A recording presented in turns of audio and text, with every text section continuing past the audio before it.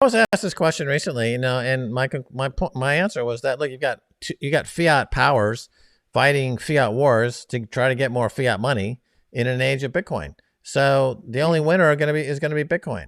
I mean, the legacy nation states from the old fiat world are going to fight it out for who has the most fiat money, which against Bitcoin is worth zero. The end of the fiat money world, the end of proof of stake, right? Proof of stake is just you have the more fiat, you have the make the laws, and it gets totally corrupt. And so this is the end game. This Bitcoin is breaking away from the pack because the pack are like a bunch of deer caught in the headlights of Gary Gensler's SEC, and they're all going to get chopped up. Basically, fuck you, Gary.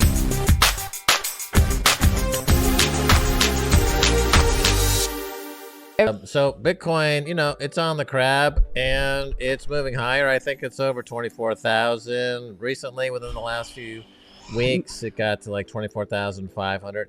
This, to me, is going to be a period of separation and differentiation because Gary Gensler over at the SEC has now thrown down the gauntlet. He's gone scorched earth on everything except Bitcoin. And we see it now, I think, in the prices, if I make that bold statement.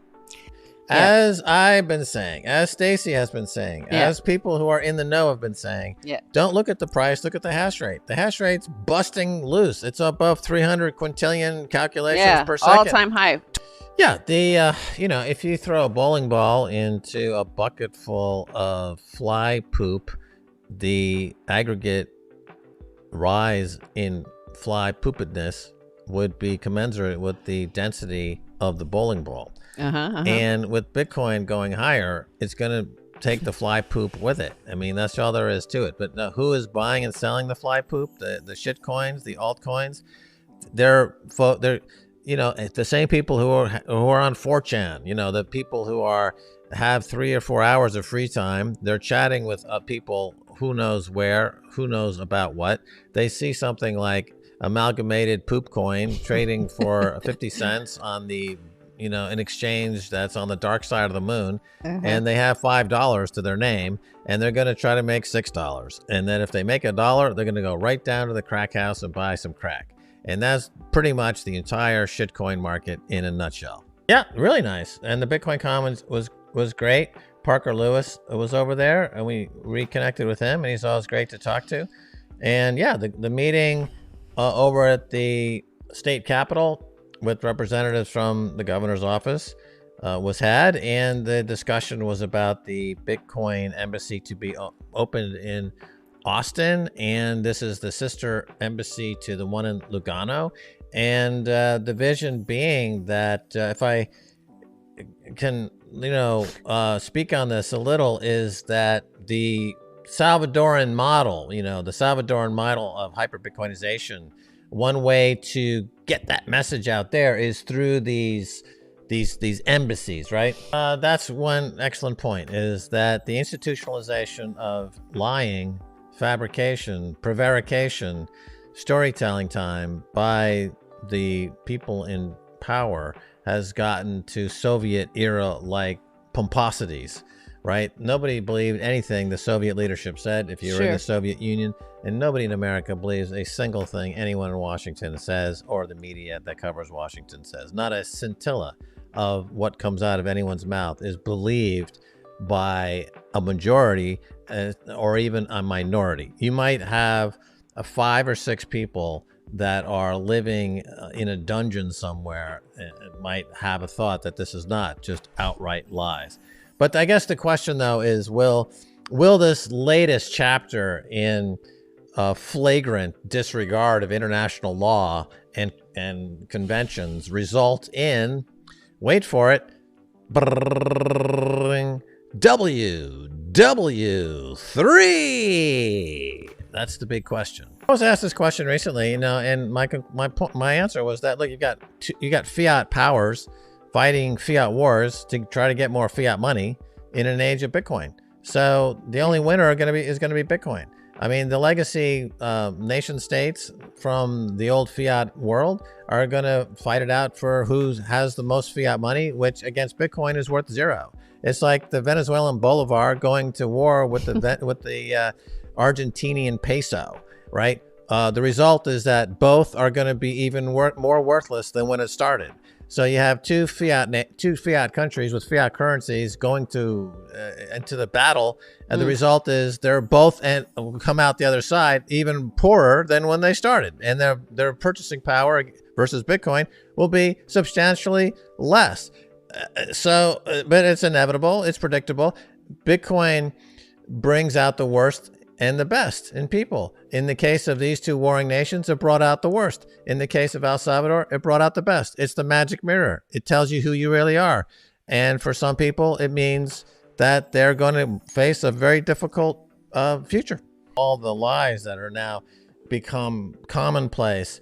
So concurrent with that are the distractions become more outlandish. Yes. So last week we had, 3 UFOs and spy balloons. Yeah. Right. So they were like the Nord Stream 2 was such a flagrant and obvious international violation by a country that's wedged between Canada and Mexico. I won't name it. That they decided, well, the only thing we can come up with to distract people from this obvious attempt to ingratiate the military industrial complex and enrich them is to trot out the UFO possibilities. And again, people are like, oh my God, not the UFO trope again. El Salvador becomes a safe haven. Yes. And a lot of people are showing up and they realize that the economy is growing. The people are really friendly. The policy is about economic freedom, liberty, freedom, property rights. Life, liberty, property. Right. Life, liberty, property. The President Bukele is this really dynamic guy who is easily communicate. They a fantastic statistic came out, that during so far the presidency of President Bukele, they've had in aggregate 300 days without a murder. Yeah. Okay. Now, the previous administration that ran that country, they had, and during the entire administration of the previous administration, only 1 day without a murder. And if you go back to the previous one, they had 0 days without a murder in what's going on there. So it's become a safe haven, and people are showing up literally as refugees from the United States, from Canada, from Europe, especially.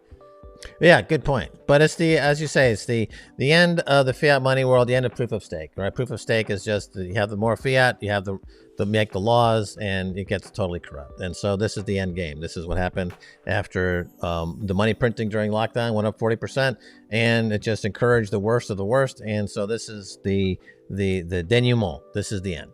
But to get back to the top of the show, you were talking about how things, everything's software. The software has to be upgraded. It's planned obsolescence. The hardware means nothing. CBDC is planned obsolescence applied to a currency. So your CBDC, you have to spend it within a certain period of time, like 6 months, after which it expires. It's like a frequent flyer mile. It's no longer no good. And they have said already that they want to prevent people from hoarding money or saving money. Yeah. And as I say, this is the complete opposite of having a healthy economy, because you can't have capitalism without capital. You can't have capital without savers. You can't have savers without offering an interest rate. And so for years under zero rate interest rate policies and hyper low interest rates, you had nobody really accumulating capital in its true form as a means of funding and underwriting enterprise. You had simply speculators who were expanding the pie of debt.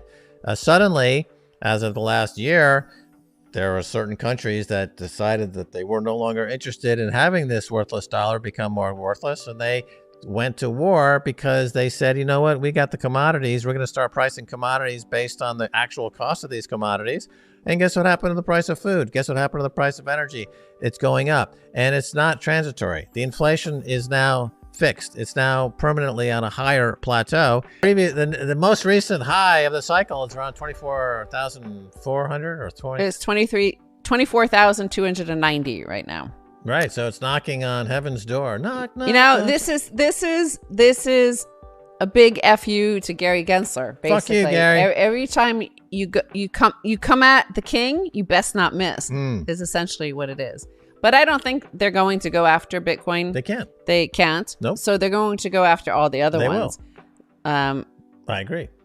And Gary said Bitcoin is untouchable. It's a commodity. He's not going to go after it. He can't go after it. Nobody can go after it. But he can go after every single other project out there, which they're going to do, and that's what they're doing, and it's a scorched earth, and that's why, there's a differentiation. I think I haven't looked at the charts in a lot since we've been on air here, but it looked like that Bitcoin is breaking away from the pack, because the pack are like a bunch of deer caught in the headlights of Gary Gensler's SEC, and they're all going to get chopped up. It's like 9/11 all over again. It's enshrined. Osama bin Laden at the bottom of the ocean. Yes. Is now being wrapped up in the balloon boys' balloon rubber. Yes.